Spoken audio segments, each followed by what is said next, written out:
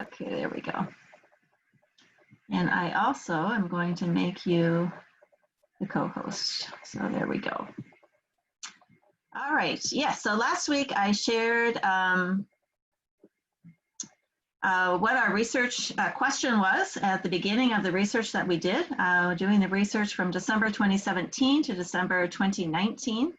The statement is this: when Christians understand the biblical call to be the church in the marketplace, the results will be positive for individuals, businesses, churches, and communities, resulting in greater dignity and improved quality of life, as well as a decrease in poverty for the glory of God.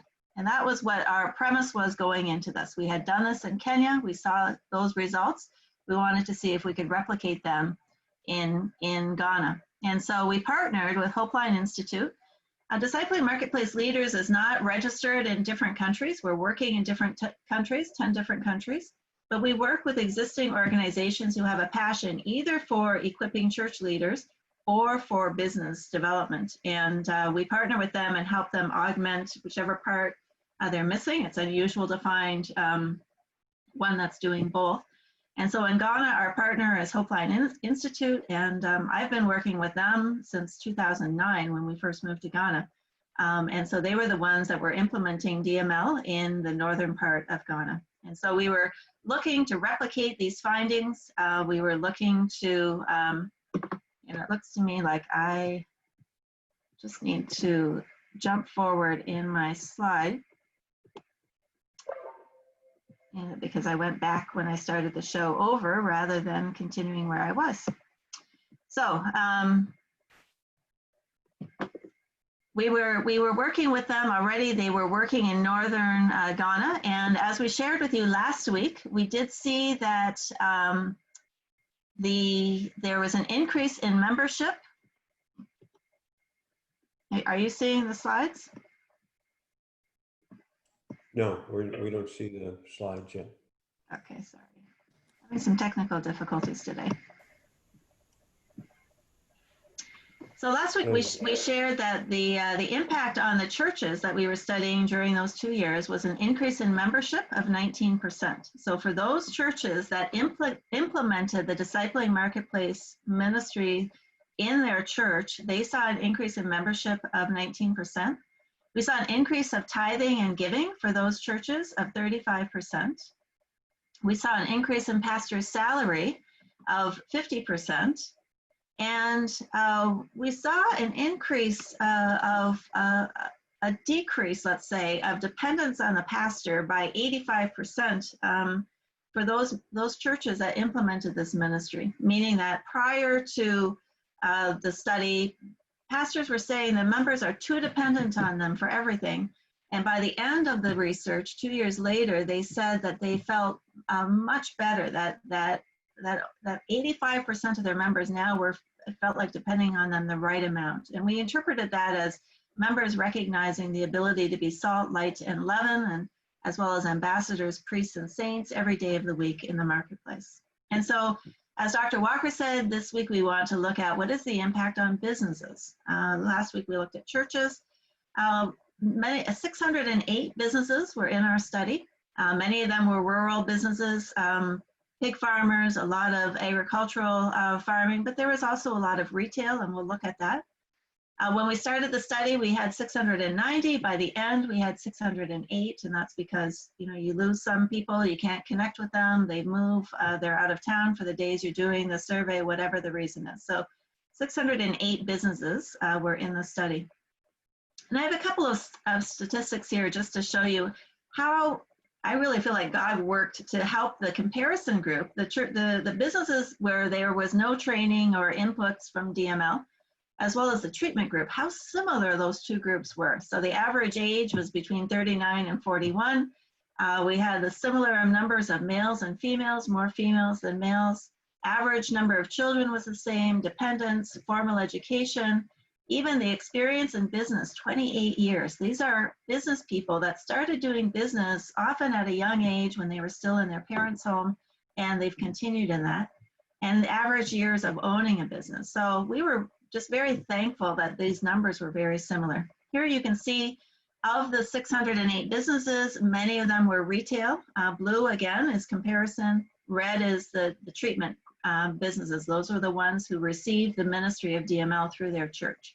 So retail made up the majority. Then we have the service industry and farming were fairly similar, and then manufacturing and other. And the only way that these two groups were different, which became some statistically relevant, was that the treatment group, the businesses that were in the churches who were implementing DML were more rural than the comparison group. They were more peri-urban, or we would call that living on the outskirts of a large city.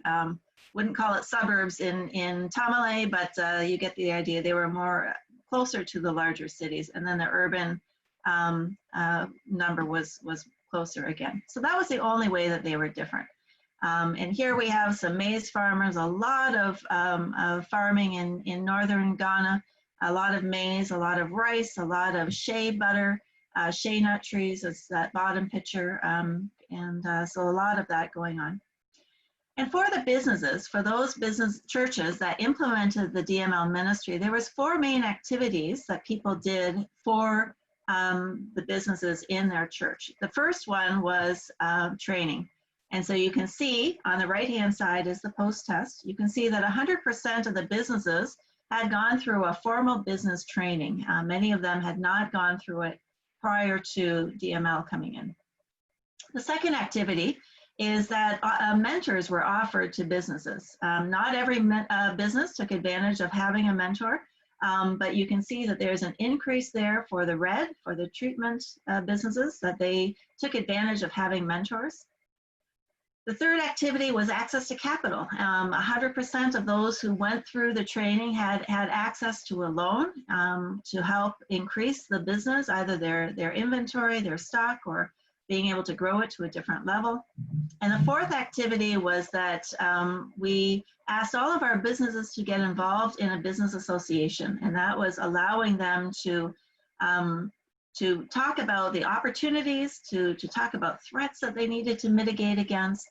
And so we can see that 100% of the businesses got involved in that. And then, of course, they all were part of churches that were doing ongoing discipleship as well. So those were the 4 main activities that the ministry gave to churches who were involved in this for their businesses. And here we have a woman on the left she makes those purses that you can see. She makes sandals with beads. And she also was an excellent mentor. And you can see that some of the mask creations were just beautiful in Ghana, matching the head pieces with it as well. And so we want to talk about 2 significant areas of growth that we saw for the businesses. And the first was the amount of monthly profit. And of course, we say that the main reason for doing business is to help people flourish, that God has given us the gift of doing business to help the world flourish through whatever it is that we're doing. In order to flourish, in order to bring our business to that level, we need profit to do that. A lot of people say that the purpose for business is profit, but we say profit is a means to an end. It's not the end. It's not the goal that we're working towards. But this was one thing that we measured of did our inputs, our activities help the business grow? And we can see that the treatment businesses, the businesses who took part of the DML activities, saw an increase of profit by 62%. Whereas at the same time, our comparison businesses saw a decrease of 16%. One of the things that we know was our study took place over 3 different geographic areas. And those who were in the urban areas in Tamale in Ghana went through a flood in both 2018 as well as 2019, which had an impact on their businesses. So we know that some of the loss that was seen for the, I'm sorry, I have 16% for treatment, it should say for the comparison. We know that the loss for comparison is because of that flooding, but the increase, we believe, was because of the mentoring, because of the training, because of the the loans, as well as the business associations and being involved with each other. And so that was something that we saw in Kenya as well, in the research that we did, is that businesses actually do improve. Another thing that we think is very important is, especially in many parts of Africa, is the need for more employment. Not everybody is gifted to run a business, and we need businesses to grow, and those who are gifted to run a business can provide more job opportunities for those who are good at a specific thing, but not necessarily the personnel and the marketing and the bookkeeping and everything that goes along with running a business. And so we were very excited about this. We saw that overall the treatment in red again over the course of 2 years created 27 new full-time jobs, 129 new part-time jobs, and 120 new apprentice or training positions. At the same time, in our comparison businesses, the businesses that didn't do anything with DML, the church wasn't addressing work as worship, purpose for doing business, we saw a loss of 31 positions for full-time. We saw an increase of 6 positions part-time. Now, whether some of those full-time became part-time positions, we don't know. And we saw a loss of 60 positions for apprentices or trainings. And that gives us a total loss of positions for the comparison businesses of 85 jobs and a total gain of 276 jobs for those who went through the DML ministry in their local church. And one of the things that we know over and over again is that there is such a need for employment. I often argue we don't need more businesses in Africa, we need less. Because many people, 50 people are selling the same item in a small area and it's not efficient. What we need to have is again, those people who are gifted in running a business, managing a business, helping to source customers and to source suppliers and to handle the marketing so that other people can do what God has gifted them to do to get very good in a specific area and not have to focus on every other area as well. So job creation is very important, and we were excited about that. Here we see 2 other women involved in their businesses in northern Ghana. And then we also took a look at what is the impact of the ministry then on the families of those business owners. We can see that at the beginning of our study, on the left-hand side, that the monthly income for the families who participated was on average about $109, $108 a month. And by the end of the study, we can see that the comparison group, the businesses who were not involved in the ministry of DML through their church, they went up to 115, so up about 6%. But the treatment businesses, those who went through the DML ministry, increased by about 51%. Now, when you look at the number of dependents and those things, you can see that all of those in the study were actually at the extreme poverty level when they started. And extreme poverty is $1.25 a day. And that time they were making about $1 a day when you look at the number of dependents that they had. But at the end of our study, we see that those in the treatment, those who went through the DML ministry in their church, they had increased their income from $1 a day to $1.40 a day. Still isn't very much, but it is at least out of the extreme poverty level. And what's interesting is that we did not see the monthly savings increase. We asked them at the beginning of our study, how much are you saving per month? One thing we know is that the poor are able to save. Often those with higher incomes are not as able to save. But their savings remained the same for those who went through the DML ministry. And that means that they were using that extra income for consumables, which makes sense, for food, for education, for medical, for housing. But we did see that the comparison businesses, the families of the comparison business owners, decreased their savings by about half. So they were not able, because their income was staying the same, but inflation was increasing, and especially the Ghana CD had some challenges. Their currency had some challenges that they weren't able to save as much. And we also did see that tithing did increase. So some of those in the treatment businesses, those who went through the DML ministry, did give more to the church. And so these were positive things that we saw for the family. This is a particular family in northern Ghana who was part of the study. And you can see 6 children here and their house in the background. maize farmers and rice farmers, and they were one of the ones that saw an increase in their business, in their ability to increase their income, which I'm sure had an impact on their family as well. So that is a brief summary of what we found in terms of the businesses. We saw overall an increase in their profits. We saw overall an increase in jobs being created.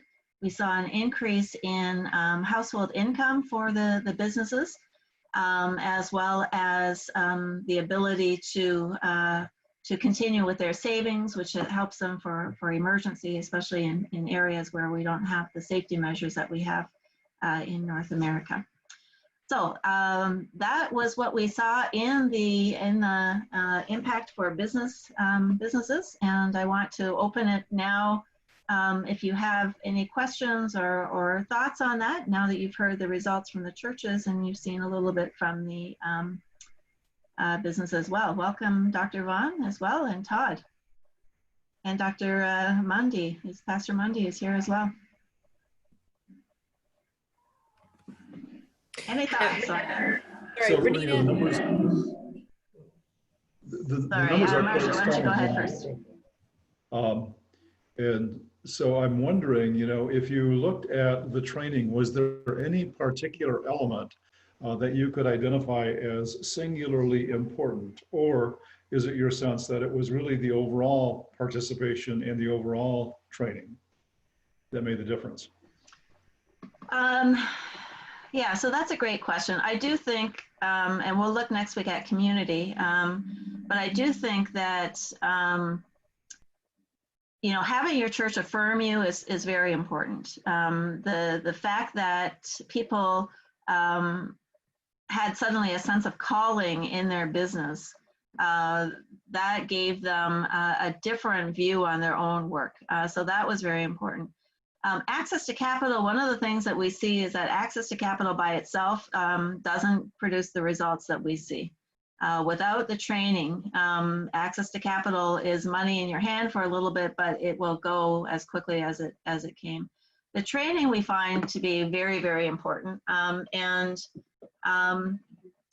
especially one of the key parts is the boundaries class that I mentioned last week that Dr. Vaughn really led us into, is that part is important for them to separate themselves from their business and to be able to, in a warm culture where community is everything, you have to protect the business. But the mentoring piece, what I find interesting is, and you'll see next week actually, that mentoring went up significantly. And I think that business people tend to be isolated. And when I interview them and I ask them, they tend to say, I say, who do you talk to about your challenges? And nobody. I don't even tell my spouse, especially about financial challenges.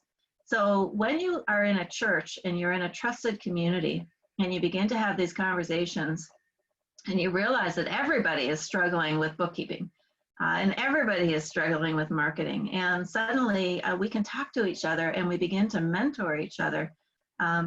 So I guess my answer, Ron, is I don't know that it's one more so than the other. I really do feel like it's a combined thing. I do know that we have had some of our partners don't do anything with loans, and they are still seeing an increase in business. We haven't done research on that, and I think that would be another interesting one to measure, because I find the loan part so difficult. In Ghana, it works because they have a microfinance bank that does it. But I'd be curious, you know, whether the ministry without the loan part also brings a similar number changes. So good question. Marsha, Dr. Vaughn. I have two questions, but I can ask them one at a time and see what happens. The savings that you noted, kind of a lack of expected increase in savings. So this study was over what, 2 years? 2 years, yeah. Okay. Is there any thought on doing some longer term follow-up? I'm wondering if there was this idea of, as soon as your profit starts increasing, then you take care of some short-term things like additions to your house or improvements to your house, or trying to catch up on some things might explain the lack of increase in savings. So I'm wondering if putting money in the bank, if that will show up 3, 4, 5, 10 years in the future. Yeah, and that's another good question. And we are getting some questions like that of how do we expand some of this to and then have it even verified from an outside, group as well. But yeah, those are good questions. Our sense was in the short term, it was going to be used for consumables. Again, hand to mouth, it's difficult to keep that priority in savings. So yeah. What was your other question? Yeah, my other, let me see if I can remember it. What was it? Oh yeah, your statement about we need fewer businesses, not more. How are you handling that? Because I'm wondering again if there is this mystique or prestige around being the owner, and working for yourself and not for somebody else, but yet it seems to increase competition and maybe have some unintended negative consequences. Yeah, so for me, and Emmeline, who is also on this call, is our Deputy International Coordinator, so she could also answer this, I'm sure, but you can step in, Emmeline, if I fall short. There is definitely a desire for people to work for themselves, but often people do that, I think, from what the communities that I've seen and worked in, is because there are no jobs available. If they could have a job, it's a more secure income than everybody fighting for the few customers that they may have in their particular area. So the way we are doing that is we are only working with people who are already in business because they've already shown some initiative.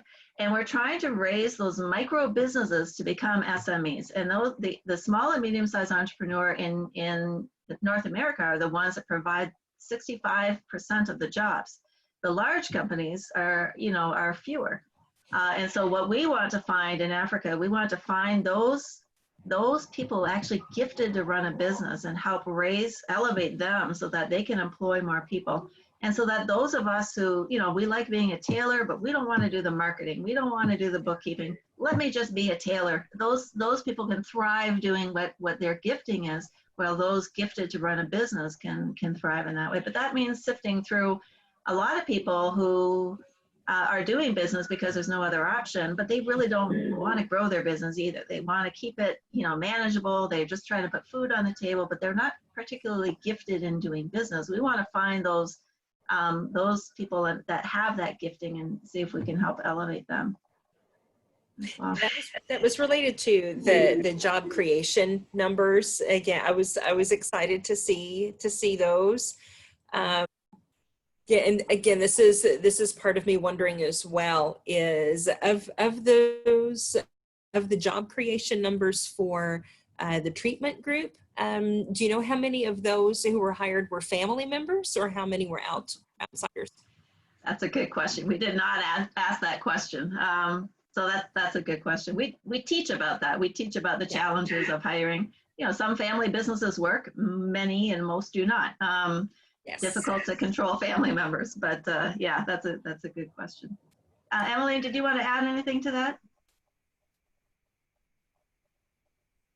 You're muted. No, you're okay. All right. Yeah, I think you answered it correctly. Though I know when we started our own small business with the family, most of us were going to school. My mom was doing the business to send us to school. So we went off to school and she employed others within the extended family or children within the neighborhood that needed something also that they could do. So most of these small businesses, like you say, is because they don't have another choice. Maybe they can't afford to get a job. They are not qualified to get a job. But if they can be trained to start those businesses, then they can actually help a whole community with what they are doing.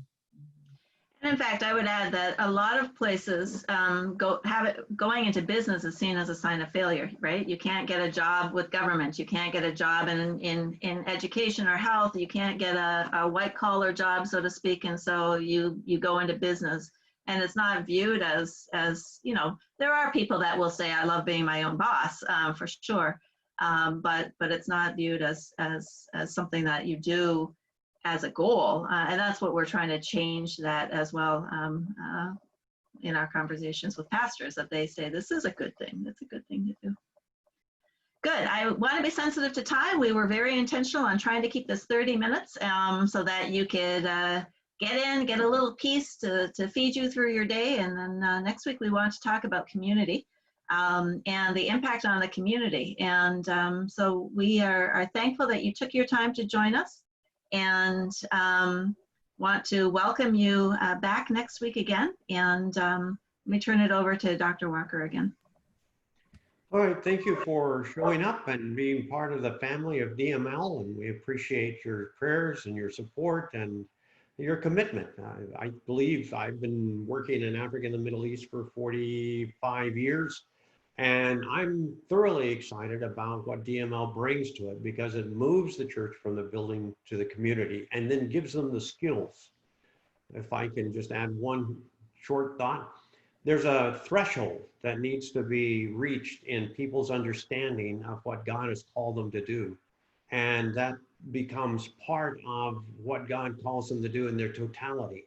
There is a bridge that needs to be made between the secular and the sacred. Once that begins to happen, people's mentality changes as to what they're doing as business people. Because before, it's a matter of, well, we've got to make a living. This is all about money. This is all about products and services and getting, and then on Sunday is church. You've got to change that, I believe, in order to see the kinds of changes that we were introduced to today and last week and see tomorrow. But it requires a paradigm shift. So pray with us that not only do we have effective equipping and training of how to do business well, but how to do business God's way. So thank you for joining us, and let me go ahead and close in prayer. Dear Heavenly Father, we do bless you and thank you for our time together. We thank you that you're the God who brings together the team that supports DML. You're the God who brings together the staff and the partners of DML, both in the US and in Canada and in Africa. So Father, in all of these things, we give you the honor and the glory. All the things that were done, all the things that were achieved, we acknowledge that you're the one who makes them possible. So Father, be with our friends today as they continue in their day. Bless them, watch over them, and encourage them. And thank you for our opportunity to share. In Jesus' name, amen. See you next week. Amen. All right, all have a good day. Thank you. All right, thank you. Bye.